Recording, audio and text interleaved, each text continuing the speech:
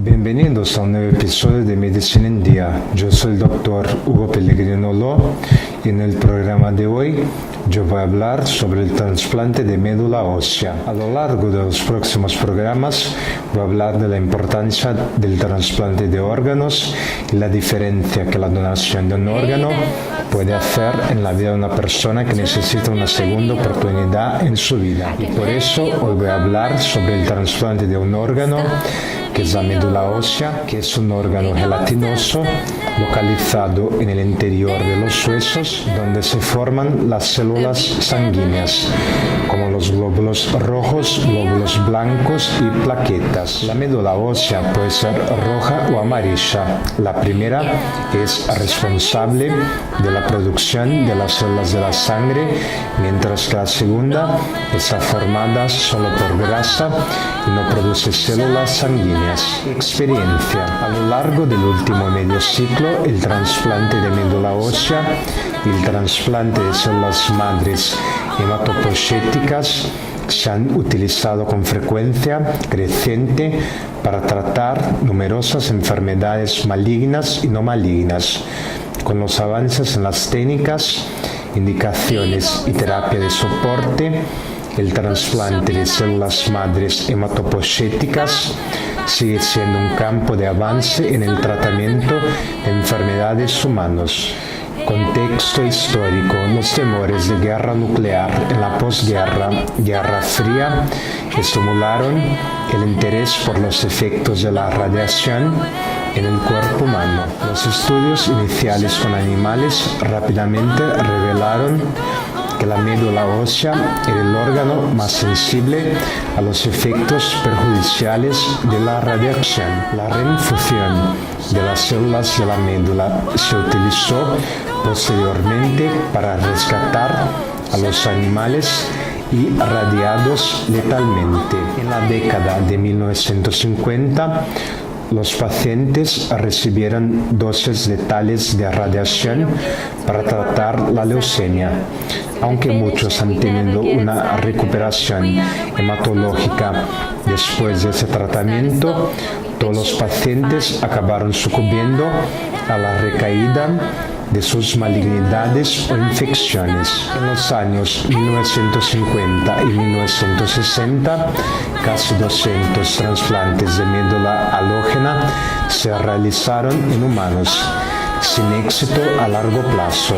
Sin embargo, durante ese periodo, el trasplante usando donantes de gemelos idénticos trae una cantidad razonable de éxito y proporcionó una base crucial para la investigación clínica continua en el campo. Médula ósea. En 1968, el primer gran hito en el trasplante de médula ósea ocurrió con trasplantes halogénicos exitosos realizados para un niño con deficiencia inmunológica linfopénica ligada al cromosoma X y para otro con síndrome de Wiskott-Aldrich. Estos éxitos fueron seguidos por relatos de trasplante efectivo para anemia aplásica y posteriormente para leucemia. Los avances en la prueba de histocompatibilidad y en el desarrollo de registros de donantes de médula ósea, como el Programa Nacional de Donación de Médula Ósea, facilitaron el uso de donantes no emparentados, ampliando así el número de pacientes que pueden recibir trasplantes. Sangre de cordón umbilical. En 1988, el trasplante exitoso ocurrió en un niño con anemia de Fanconi usando sangre del cordón umbilical recogido en el nacimiento de su hermano. El paciente sigue vivo y bien hasta hoy. En 1992, un paciente fue trasplantado con éxito con sangre de cordón umbilical en vez de médula ósea para el tratamiento de la leucemia. En la última década, el uso de la sangre del cordón umbilical se ha expandido rápidamente. Más de 2.000 trasplantes se realizaron utilizando sangre del cordón umbilical como fuente de células madres.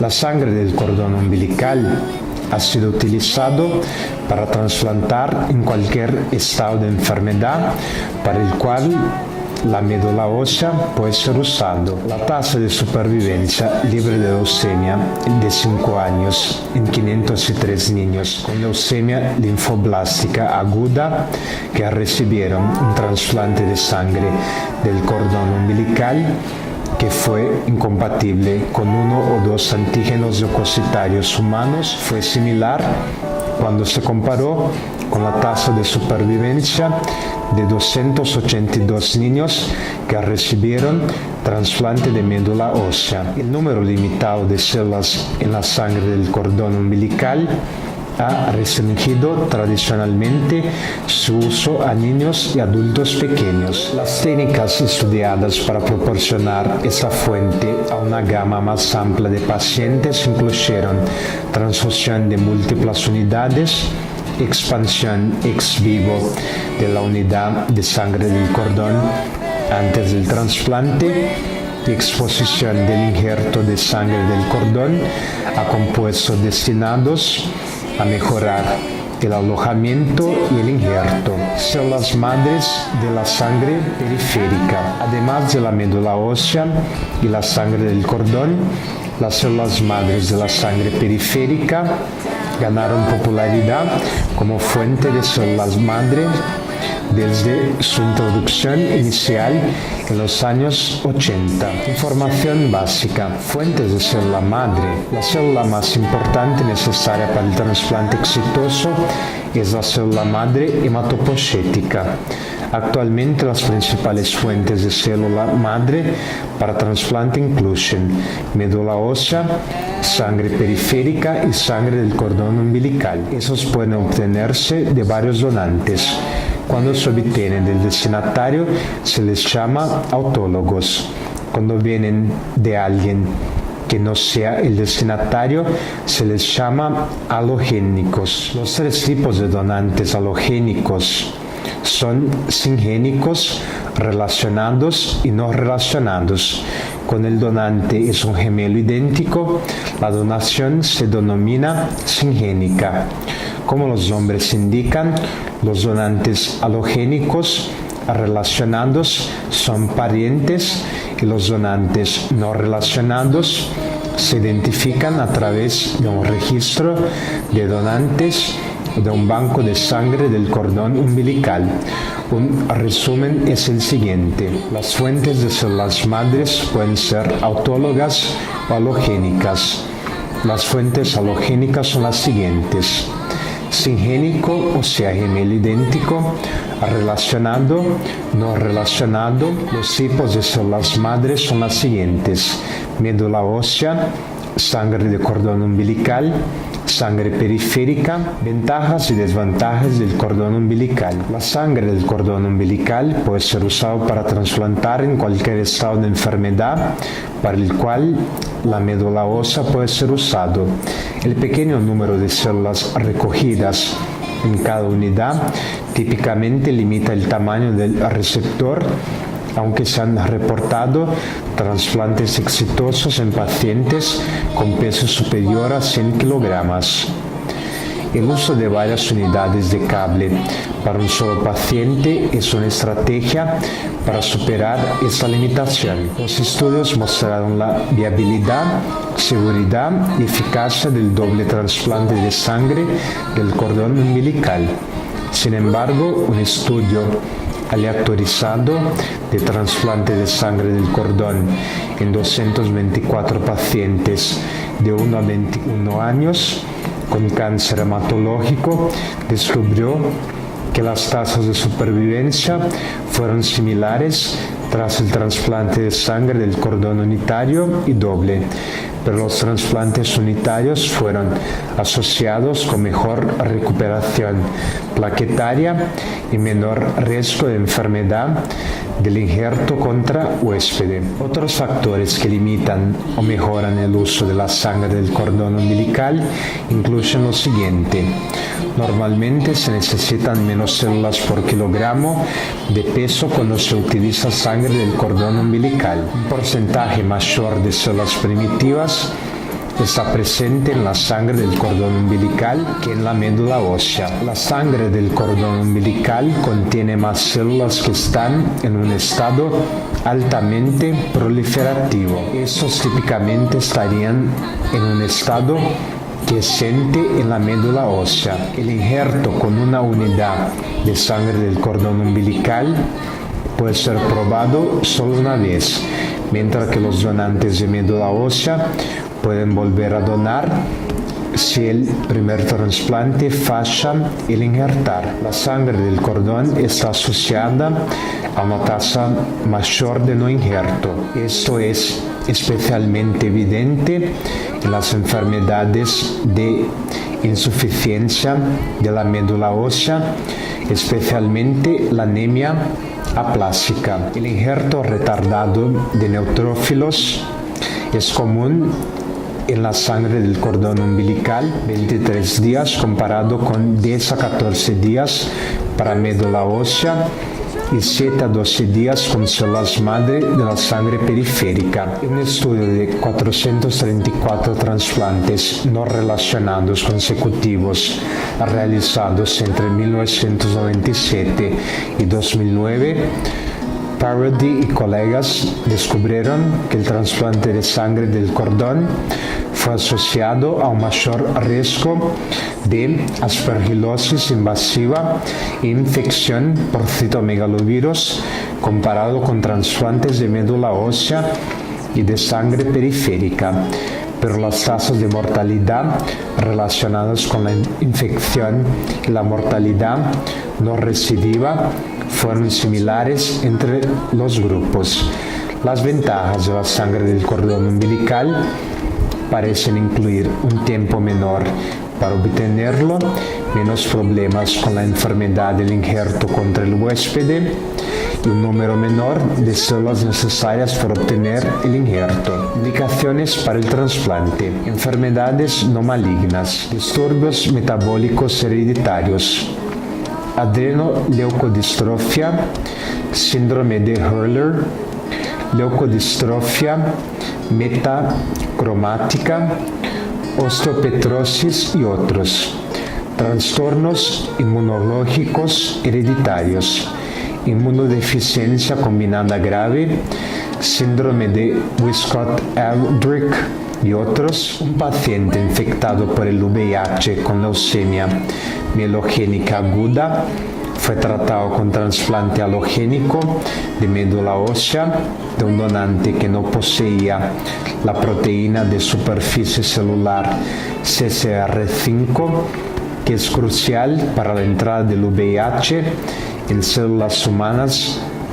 La paciente estaba bien, habiendo permanecido sin tratamiento antirretroviral por 2 años después del trasplante. Trastornos hereditarios de los glóbulos rojos, aplasia pura de los glóbulos rojos, enfermedad falciforme, beta-talasemia y otros. Estados de fascia medular, anemia aplásica severa, anemia de Fanconi y otros. Enfermedades autoinmunes, experimental, esclerosis sistémicas, artritis reumatoide juvenil sistémica grave, lupus, esclerosis múltiple, enfermedad de Crohn y otras. Enfermedades malignas o premalignas, leucemia linfoblástica aguda, leucemia mielogénica aguda, leucemia mieloide crónica, leucemia mielomonocítica juvenil, síndromes mielodisplásicos, trastornos de las células plasmáticas, linfoma de Hodgkins y no Hodgkins. El proceso de investigación. Una vez que el proceso de la enfermedad ha sido identificado, el trasplante se considera una posible terapia, un donante apropiado debe ser identificado. La mejor correspondencia posible resulta en menos complicaciones. Para trasplantes halogénicos, la tipificación de la isocompatibilidad de la HLA se realiza para familiares inmediatos, inicialmente utilizando tipificación serológica. Los miembros de la familia totalmente correspondientes proporcionan las coincidencias más compatibles, ya que frecuentemente comparten antígenos HLA menores, generalmente no incluidos en las pruebas. La compatibilidad del antígeno HLA clase 1 y clase 2 es probada y comprobada. La clase 1 incluye HLA-A, HLA-B y HLA-C. La clase 2 incluye HLA-DR, HLA-DP y HLA-DQ.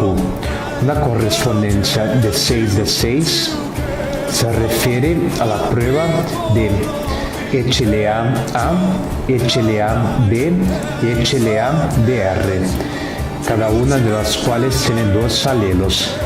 La prueba de rutina implica la verificación de estos 6 antígenos entre los miembros de la familia. Si el donante y el destinatario no son un partido de 6 a 6 alelos, se consideran incompatibles. Cuando solo 3 de 6 incompatibilidades se aplica el término de donante haplotípico. Las encuestas con donantes no emparentados generalmente también buscan correspondencia de 6 de 6, aunque la información sobre los 12 alelos mencionados arriba es a menudo suministrada. Esa información ayuda al médico de trasplante a determinar los riesgos de no injerto y enfermedad del injerto contra el huésped. Además, la edad del donante, el más joven es mejor, el sexo, las células madre femeninas son menos favorables, la serología de citomegalovirus, o sea, citomegalovirus negativo, tiene mejor resultado, la historia de embarazo, la transfusión y el peso corporal se consideran. Registros de investigación de donantes no relacionados. Cuando un donante relacionado no puede ser identificado, una búsqueda por un donante no relacionado es a menudo iniciado. Esto generalmente consiste en una búsqueda de registros de donantes de médula y bancos de sangre de cordón umbilical. El mayor registro de donantes es el NMDP, que es responsable del suministro de médula y células madre a más de 9.000 receptores hasta el momento. Más de 260.000 unidades de cable están actualmente almacenadas en bancos en todo el mundo. El mayor banco de sangre del cordón umbilical de Estados Unidos es el New York Cord Blood Bank, que ha recogido más de 32.000 unidades. El banco de sangre del cordón umbilical en España tiene ahora más de 25.000 especímenes recogidos y procesados, y el registro australiano del cordón umbilical tiene más de 17.000 especímenes. Varios bancos de sangre del cordón umbilical están localizados en los Estados Unidos, Europa y Asia, que son unidades colectoras como un banco de sangre que solicita donaciones voluntarias de sangre. Proceso de investigación de donante no relacionado. El proceso comienza por la realización de la tipificación ADN-HLA del receptor, un método más preciso de tipaje que el método serológico. Esto es seguido por una investigación preliminar que explora las bases de datos del registro. La investigación preliminar se realiza gratuitamente y los resultados generalmente están disponibles en 24 horas. Cuando se solicita un donante potencial, se inicia una búsqueda formal, incluida la digitación de la clase 2 de donantes potenciales, la posterior confirmación de los partidos seleccionados. Eso equivale a un costo para el destinatario o a su asegurador de salud. Cuando los donantes son solicitados, pasan por una investigación que incluye exámenes de laboratorio y clasificación viral, examen físico y una sesión informativa.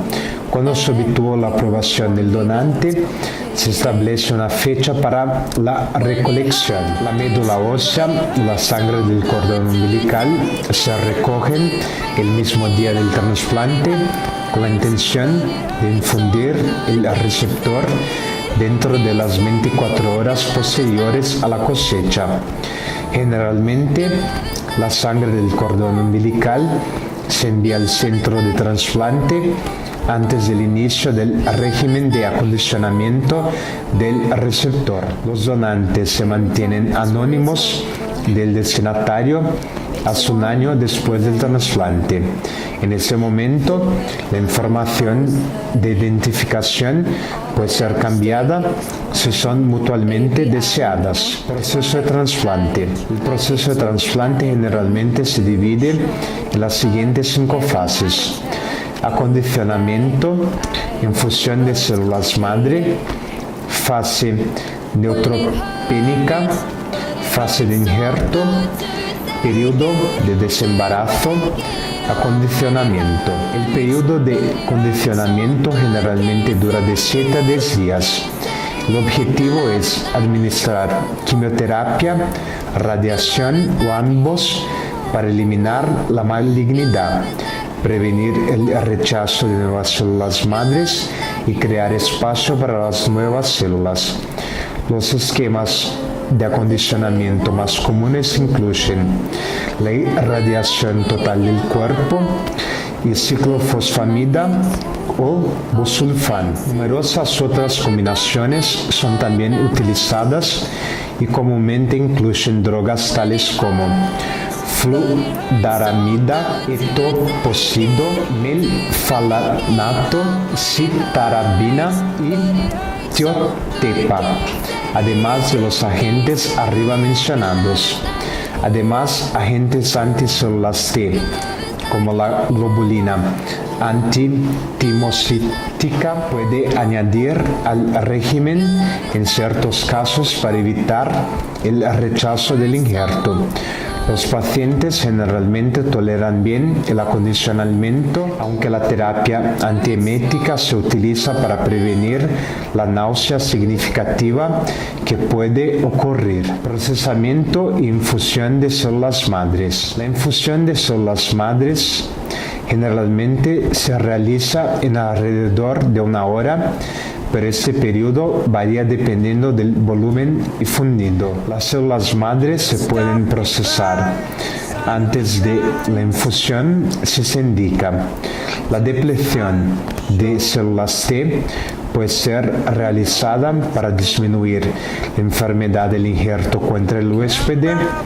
Esto se realiza con frecuencia antes de trasplante de haplotipos o otros trasplantes que pueden tener un grado significativo de incompatibilidad. La selección de células madre CD34 positivas puede realizarse tanto para la depleción de células T como para la purga de tumores. Además, muchos centros están investigando la expansión ex vivo de una porción de las células antes del trasplante para mejorar el injerto. Antes de la infusión, el paciente es premedicado con acetaminofeno y difenhidramina para prevenir la reacción.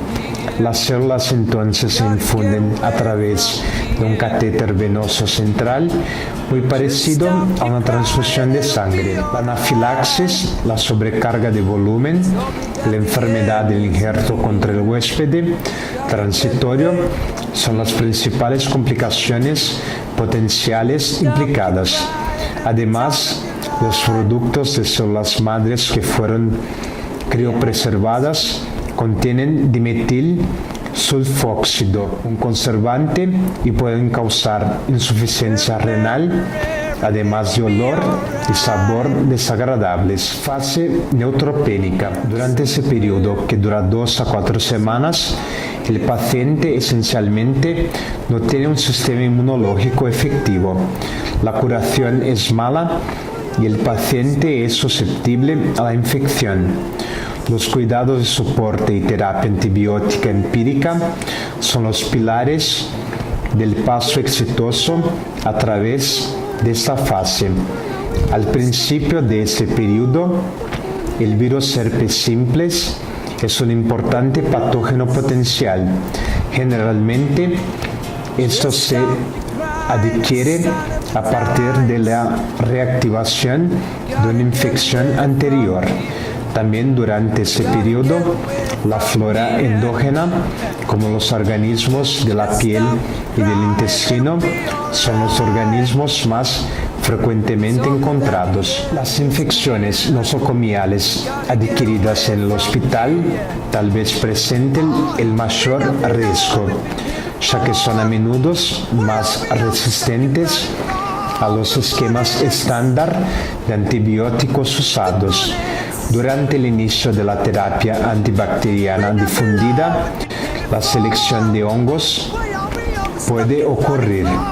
Típicamente la fiebre se manifiesta de 5 a 7 días después del inicio de la antibiótico-terapia de amplio espectro y es tratada empíricamente con agentes antifúngicos. La anfotericínica es el estándar. Esterilizadores intestinales, o sea, antibióticos orales para reducir la flora intestinal, es controvertido. Se mostraron para reducir el número de hemocultivos positivos obtenidos, pero no tuvieron un impacto significativo en los resultados. La ingestión oral es generalmente severamente reducida debido a la mucositis severa que la mayoría de los pacientes desarrolla. La nutrición parenteral total se proporciona y generalmente es bastante necesaria, especialmente para los niños. Fase de injerto. Durante ese periodo, varias semanas, el proceso de cicatrización empieza con la resolución de la mucositis y otras lesiones adquiridas. Además, la fiebre empieza a disminuir y las infecciones generalmente empiezan a desaparecer. Los mayores desafíos en este momento incluyen el manejo de la enfermedad del injerto contra huésped y la prevención de infecciones virales, especialmente el citomegalovirus. En los trasplantes de órganos sólidos, el rechazo del órgano es el mayor obstáculo. Sin embargo, en el trasplante de células hematopoyéticas, el sistema inmunológico forma parte del órgano trasplantado. Por lo tanto, el nuevo sistema inmunológico puede atacar todo el cuerpo. Cuando eso ocurre, se denomina enfermedad del injerto contra huésped. La enfermedad del injerto contra huésped generalmente involucra la piel, el tracto gastrointestinal y el hígado, causando erupciones cutáneas y burbujas, diarrea y hiperbilirrubinemia, respectivamente. Los pacientes que reciben trasplantes alogénicos de células madre hematopoyéticas se colocan típicamente en uno o más medicamentos inmunosupresores para proteger contra el desarrollo de la enfermedad del injerto contra huésped. El lado bueno de la enfermedad del injerto contra huésped es el efecto injerto contra la leucemia, que también puede estar presente. Además, los pacientes pueden desarrollar una entidad llamada enfermedad veno-oclusiva. La etiología y el manejo más eficaz de la enfermedad veno-oclusiva no son claros. La enfermedad veno-oclusiva consiste en la tríada de aumento de peso, refractariedad de la transfusión de plaquetas hiperbilirubinemia. El proceso incluye daños en el hígado con la deposición de elementos trombóticos a lo largo de la microcirculación del hígado. La tensión de soporte, la gestión cuidadosa de los fluidos son esenciales. La terapia antifibrinolítica no tiene beneficios probados. Fase de post-lanzamiento. Este periodo dura de meses a años. Las marcas de esta fase incluyen el desarrollo gradual de la tolerancia, el destete de la inmunosupresión, el manejo de la enfermedad del injerto contra huésped crónico y la documentación de la reconstitución inmunológica. Los trasplantes que utilizan depleción de células T o de fuentes incompatibles o haplotípicas a menudo presentan una reconstitución inmune retrasada o incompleta. Los pacientes que recibieron irradiación total del cuerpo como parte de su régimen de acondicionamiento generalmente presentan disfunción esplénica significativa. La mayoría de los pacientes necesitan reinmunización, generalmente empezando un año después del trasplante. Típicamente, eso se inicia usando vacuna contra la enfermedad del tétano con títulos obtenidos antes y al menos un mes después para documentar una respuesta. El uso de la inmunización de la enfermedad del tétano es dependiente de la edad. Además de la enfermedad del tétano, la inmunización también se puede dar con la vacuna inactivada contra el poliovirus. La vacuna oral contra la poliomielitis no debe ser administrada. La vacunación contra la gripe debe administrarse a todos los pacientes cada año. Si un título protector se obtiene de la vacuna contra el tétano, hay que continuar con las series Haemophilus influenza, neumocóxica y hepatitis B. Típicamente, después de 2 años, la inmunización se puede dar con la vacuna contra el sarampión, la papera y la rubéola.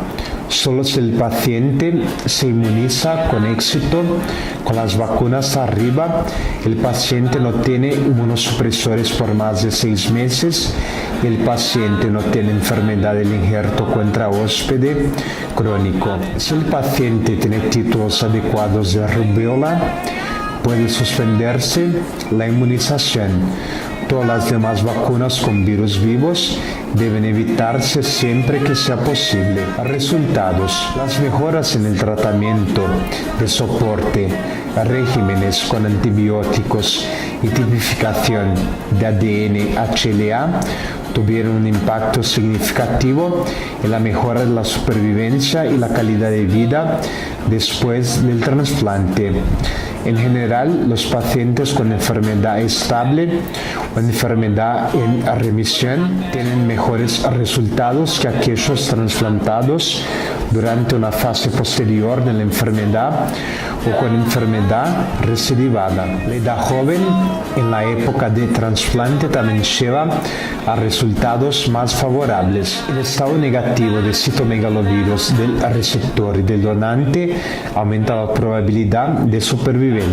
Una dosis mayor de células hematopoietíticas administradas en el momento del trasplante puede acelerar el injerto y mejorar el pronóstico, pero también puede aumentar el riesgo de enfermedad del injerto contra huésped. Los trasplantes para enfermedades no malignas generalmente tienen resultados más favorables, con una tasa de supervivencia del 70 al 90%. Si el donante es un hermano correspondiente, y el 36 al 65% si el donante no está relacionado.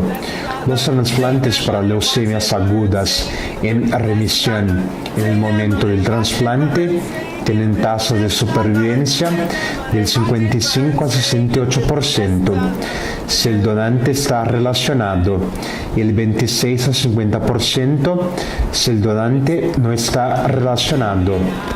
Las estadísticas del resultado del trasplante autólogo de tumores sólidos son un poco decepcionantes para las neoplasias pediátricas, excepto para los linfomas recidivantes y ciertos tumores cerebrales. El trasplante autólogo puede ofrecer alguna ventaja sobre la quimioterapia aisladamente en pacientes con tumores recubiertos de células germinativas, tumor de Wilms o sarcoma de Ewing. El trasplante autólogo proporciona resultados superiores a la quimioterapia aislada en la tasa de supervivencia libre de enfermedad de 3 años para neuroblastoma estadio 4, aunque la tasa de supervivencia no excede el 35%.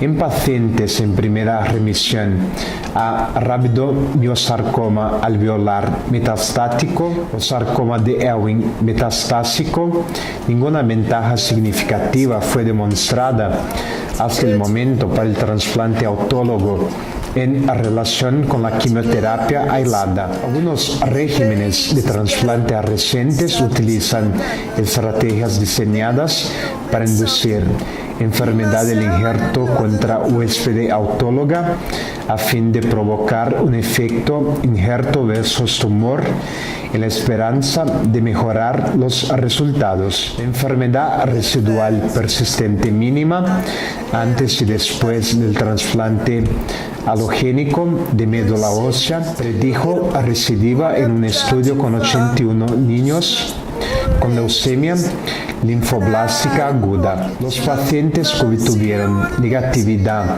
para la enfermedad residual persistente mínima de médula ósea antes del trasplante alogénico de célula madre hematopoyéticas tuvieron resultados significativamente mejores, supervivencia libre de leucemia 83% y sobrevida global 92% que aquellos con una enfermedad residual persistente mínima persistente el trasplante alogénico de células madres hematopoyéticas. Leucemia sobrevida libre del 41% y supervivencia global del 64%.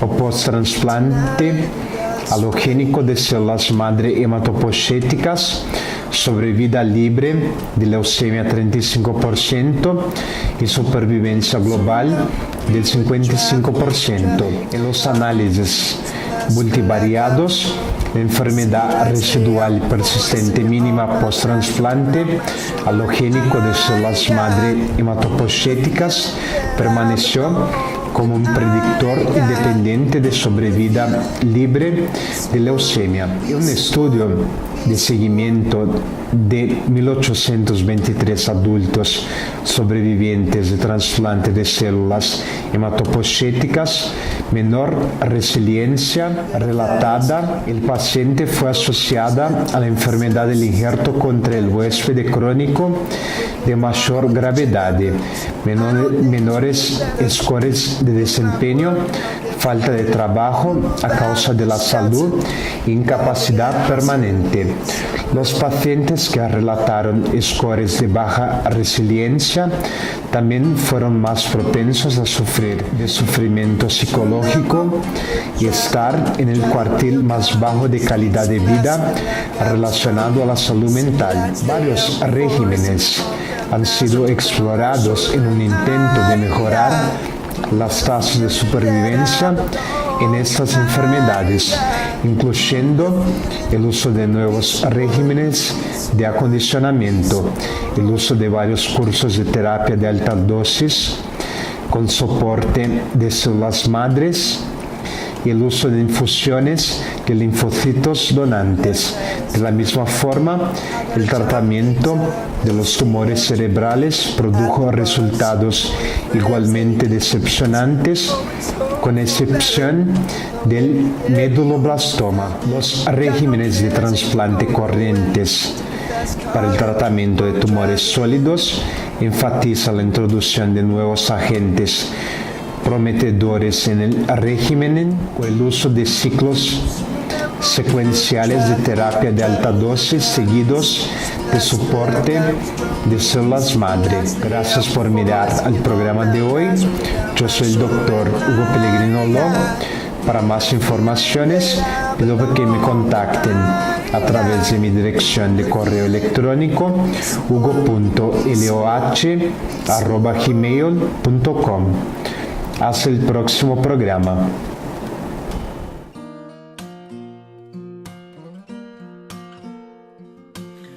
Got a fast car. Is it fast enough so you can fly away? You gotta make a decision. Leave tonight or live and die this way. Leave tonight or live and die this way. Leave tonight or live and die this way.